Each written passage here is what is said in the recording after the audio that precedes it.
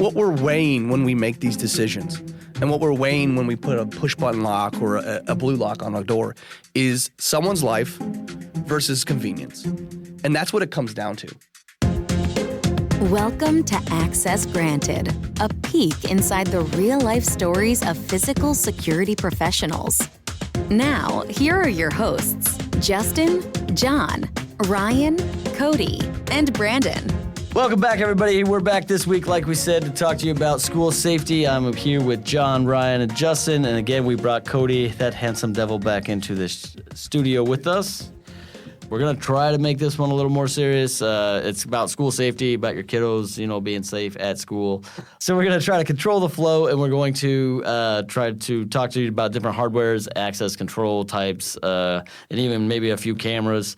What you're trying to say is that not only do we do individual private schools, but we've done entire school districts. So not just one building, but the entirety of the district, where there's an entire district master keys. And I think most recently, the largest district that we did was Geneseo, and there was like 9 schools. So Riverdale Community Schools, I'm gonna throw it out there. We rekeyed their system.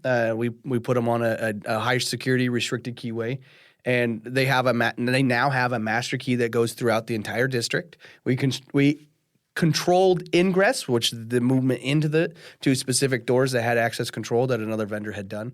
And then we rekeyed every single interior door to be on this master key system. And then we also converted their classroom locks to something that they can lock from the inside. Right. And when we did that, we upgraded it so that they were all ADA compliant, so they were all levers instead of knobs. One of the nice things about when we update this, what people don't realize, school districts spend thousands of dollars on cameras or access control, but a lot of them forget the physical door itself. Especially with recently, there's been a lot of money available for access control systems or cameras for schools, but then they still have this chintzy quickset knob, and I keep saying chintzy, and it's not a good word to use, on their classroom door. And I'm sorry, but anybody with a good grip can just twist that off. Well, actually, they have money for security upgrades, and unfortunately, at times they look at the fancy electronics to solve all their issues, and they don't address the underlying hardware itself. Yeah, a lot of these doors haven't, some of these schools that we've been in, a lot of them were probably built in the 50s. And the last time the doors were replaced was probably the 70s. So not only are you trying to make, electronics. Or older. Yeah, trying to make electronics work with just a door, but you have a frame that, has been knocked out of spec for the last 50 years. Yeah, because Johnny put a hinge stop on the door and pushed it when someone tried to get out or try to get in. Right. We went to a school here last year that it was only a single school for lower grades. I think it was 1st through 8th, or kindergarten through 8th, and they had their locking hardware on their classroom doors had been installed in the late 60s. It was no longer available. Now, it was good hardware when it was bought. It was expensive hardware, and it lasted a long time. But it did not meet any of the ADA codes.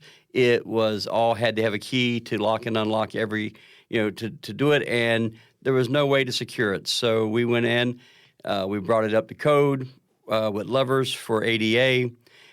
We installed what we called the BLU-LOQ, and Justin can talk about that more in just a second. But basically, a classroom intruder locks, and with the BLU-LOQ modification that makes it convenient for the teachers. I'm going to say this too. A lot of these schools, to get this kind of stuff done, it mostly relies on the parents. There's a school board. There's every administration for every school, but that's just kind of a small little group that gets to talk amongst themselves. If it's your property tax, that's money that you're paying in for your school for your children to be protected at school.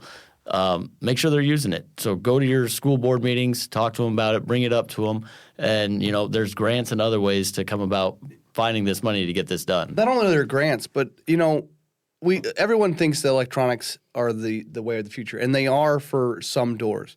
But you're never going to be better in a situation where there's a school shooter or an intrusion of some sort where that school needs to be locked down than putting that in the hands of the students with a mechanical lock. and it is our opinion, and we try to always either put to always put a locking device that has the ability to lock from the inside of the room, so that not only a teacher but a student can lock that door in the case of emergency. Regardless, I always hear, well, I don't want that because maybe Johnny can lock the teacher out of the room or whatnot. Well, the teacher should have a key. The teacher should have responsibility, and it should be the responsibility of anyone in that room and the availability of anyone in that room to lock that door in the case it needs to be. Right, but not only that, administrators have keys, janitors have keys. There's a lot of people who would have a key to that room in case who went wouldn't wrong. normally? The student. The student or the person that's intruding in the school. And Cody, I think you were with us for most of those schools. What did we do? 1, maybe 2 Saturdays to get all the hardware swapped around? Since I've come on board past 3 years, we've done quite a number of schools, the ones we mentioned earlier. And we were able to knock them out in a weekend or two with a whole team. You just move down the hallway. You basically upgrade each door as it comes, and it just makes the whole system easier. Can't tell you how many times we've gone to a school, maybe a church, and had them present a whole ring of keys that they don't quite know where they all go. Well, even when we were trying one key for each door. Yes, even when we were trying to take hardware off of, classrooms that you would think should be relatively the same or close or have a master, and you're going down the hallway and you don't have a key to this door, and you don't have a key to this door, and you don't have a key to this door. So when we came through and put a new master system in there, now you have one key in an emergency that can unlock everything, and like we're saying, we can get it done, an entire school. If you have a whole school district, it might take us a month of weekends, but we can relatively knock out a school within a weekend or two. Right, or we'll do it over the summer. I mean, if you got enough planning, and then we'll do it during the shutdown times. And it feels good to be one of the ones who are doing good for the community in that way, since churches, schools, other businesses and buildings where people congregate are in the news, unfortunately, more often than not. And we're doing our part to turn the tide. Yeah, not only are we doing our part to turn the tide, but I think what's good about a podcast like this is getting the awareness, because people are spending millions of dollars on cameras, but a camera's not going to stop the guy in the first place. And we will put cameras in a school. We do put cameras in schools. Yeah, but it should be married always with the physical barrier. And I think we always talk about it as like an onion from the inside out. We should build the security on these schools from the classroom to the outside. The classrooms should be able to be locked from the inside.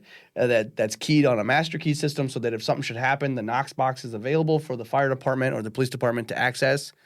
And then we go from out there. And then once you go to the envelope of the school, the exterior envelope should be secured at all times. And we should funnel people to specific areas. Well, and we even got one of the schools, I'm not going to say which, but we even got one of the schools in town here.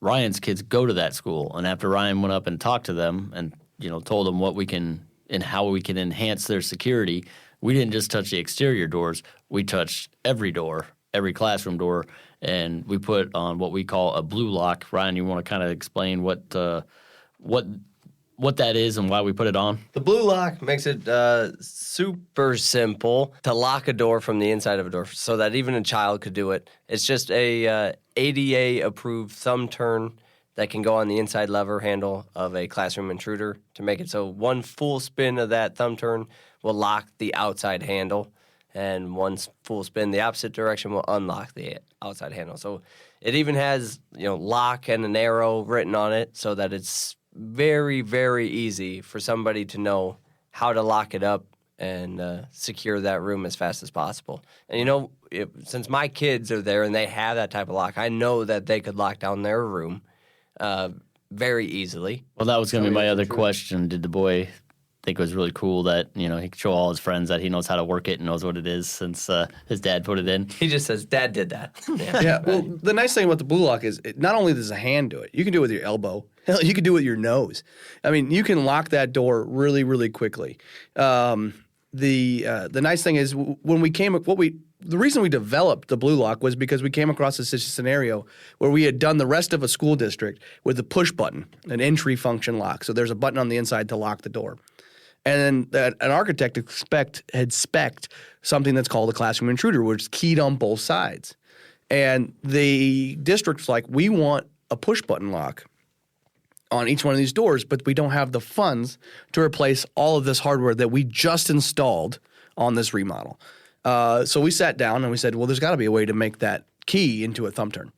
And we built it, and that's what we came up with the BLU-LOQ. Right. So, I mean, when we're talking about that, it's one of those things where he's talking about not being able to afford the hardware. The hardware for a single door in a classroom scenario that's going to last can cost $400 to $800 a door. Or more. Or more. I mean, we depending have seen on the more. Manufacturer. Right. So it's not inexpensive, but at the same time, it has to be able to take the abuse. It's not, it's got to be a grade 1, meaning that it's a heavy-duty piece of hardware. It's not something that you would buy at the home hardware store or at the big box store. It's sold through commercial outlets like ourselves, and it's something that, you want it to work every single time with no questions. A classroom or a school should have grade 1 commercial hardware, which is rated for 1 million uses or 5 million uses, depending on the manufacturer and what hardware association you're going with. And it should also, you're going to see a lifespan between 20 and 50 years on a good grade 1 outside of with normal use. Whereas there's always going to be the incident where Jimmy jumped on the lock and broke it or whatnot. That's going to happen. But when you're spending $500 to $1,200 a door for one of these locks, that investment's going to last the school district or the school for many years to come. Whereas an access control system, regardless of how good it's installed or whatnot, is going to see a average lifespan of between 6 to 12 years. And 12 years is almost never seen. Right. Matter of fact, we start looking at, when we're doing cameras and access control, we will start talking to you again at 5 years. Yeah. Not only does the warranty expire normally after 5 years, depending on the manufacturer, but the technology that camera has and the lifespan of that camera has drastically changed. With everyone says it, with AI and everything else, that camera is going to be replaced within 3 to 5 years. But if I put a mechanical locking device on that classroom and the good master key system, that system is going to last you at least 10 to not 50 years. So in regards to the BLU-LOQs, let's talk about cost. What is that going to typically add for a school for each door? Well, the BLU-LOQ as a retrofit application is going to roughly cost the customer anywhere between $130 to $200 installed, depending on where it's at or what we're doing or if they're installing it themselves. As in the question of that school that we designed the BLU-LOQ for, the school was looking at 100 doors to replace the locks in that one school. That's those locks for us to install at the time, which was several years ago. And that was classrooms only. That was not any other door. That was just the classrooms. Yeah, it was a bigger school. For us to replace the lever sets at that point, installed, you were looking at between about $600 a lock. So you were looking at a sizable investment that they had just done. Like these locks were less than a year old from the remodel that they didn't want to do. But when we came in with the retrofit, we were with that number of locks. We were just over $10,000 or $12,000, and it saved the school a significant amount of money to get the result and the function that they wanted. Now, the only other way to do what they wanted was to replace the entirety of the lock that they had just installed the year before. Right. So, and let's go over that real quick. So we talked classroom intruder. Classroom intruder is a particular function of a lock. And that basically is you have a key on the outside, and when you use that key, it locks and unlocks the outside knob.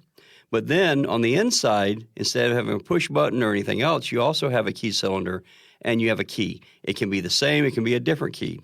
Doesn't matter. That's just a factor of keying. But then when you take the key from the inside and you use it, it doesn't lock the inside knob. It locks the outside knob, still allowing free egress from the inside. Mm-hmm. And one of the reasons we don't like that is it puts the power only in the key holder's hands to lock that door. And, okay, I'm sorry. I think teachers are great people. I think they sacrifice a lot for the good of the children in most cases. There's always bad apples. But you're also relying in a situation that's already stressful, somebody who may or may not have the guts to go up and lock that door, or may not be closer, right? They may have to come across the room because they're helping Johnny on his homework, and they hear, God forbid, gunshots. They have to run. They have to have the mental fortitude to go to A, grab their key and then go to the door where someone's firing a weapon, and then B, lock it. When with the BLU-LOQ or an entry function lock, anybody who hears that can lock that door at any age level. Right, and we've done some tests and so forth where you actually take and you put someone in a stressful situation, and now they got to try to get that key into that lock and get it locked. It doesn't turn out well. It's about the same as when you come home drunk, trying to get that key in that lock at the same time. Now, granted, I have 2 little girls, a 6-year-old and a 3-year-old. Since my 6-year-old was 2, she's been able to lock the deadbolt or the privacy knob on her room that was installed. Now, granted, she's probably inherently better than most kids, but it's simple. We want to give that, again, I cannot stress it enough. We want to give that power to the individual in the classroom, regardless of age, and build the security outward. Right. We can talk, once we get the locks on the classroom rooms done, we can talk about the video entry. We can talk about badges and fobs, and we can talk about cameras. But they really need to be securing the classrooms first.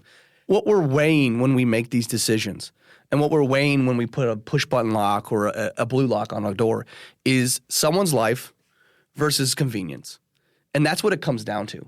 And at J&J specifically, when you call us out to work on your school, know that, yeah, we're going to consider your guys' budget and your costs, but security and life safety. One thing we have done for these other schools is have us just come out, we'll do a bid, and then we'll go to the board meeting with you and explain to the board the cost, how it works, and what you're actually getting, rather than just turning a piece of paper in, because they get bids for everything: windows, doors, roofs, mop buckets. They get a bid for everything, and they have to go through all this stuff. So if it's someone's actually there to kind of sit down with them and explain to them, especially when it comes to security, I believe that it helped us win one of those bids just because we were there and were able to answer questions in a room of 100 people that everybody and their mama had questions of how and why, and we got through it, and I think that helped a lot. We also looked at, when we look at schools and so forth, keys are always a consideration, and it's actually a large cost. So we looked at it, and Justin did say, we put a restricted keyway in. And we do that and we offer that as our solution for a couple of different reasons. And one of the reasons is that you cannot take that key and go down to the local hardware store or the local locksmith over here and get a key made. So a teacher can't say, well, I lost my key. Can you let me borrow your key and I'm going to get one made. Or the janitor gives it to somebody, or somebody else, is issued a key and then says, I'll get you a key so you can get in the gym. We'll just go have it made. That's not going to happen because they have to come to us, the key. And then when that happens, certain things fall into place. And that is, the minute we see that key and we see the stamping on that key, we're going to question where the key came from. If you have authorization, we're going to know normally who has authorization or who we can get authorization from. And we're going to call them and say, did you authorize this individual to get a key? Yeah, and they have to bring that paperwork. But again, bringing it all back, there's funds available, like Brandon was saying. We share links with people with federal funds or local state funds that are available. But again, give us a call. We'll gladly walk you guys through it. We'll gladly try to do our best to secure your family and your kids. And with that, guys, like I said, always go down, give us a call at 563-322-0123 or stop down at the shop at 1304 West 4th Street. And one thing I've been forgetting to mention is you can go to jjlocks.com and get a lot of information off of there and even put in a request for us to come out and do a survey for you. Next week, we're going to be talking about everybody's favorite topic to be talking about lately, government, and that is the Government Service Administration. Thanks for listening to Access Granted, a podcast by J&J Access and Security in association with TAG. For more information about J&J Access and Security, visit jjlocks.com.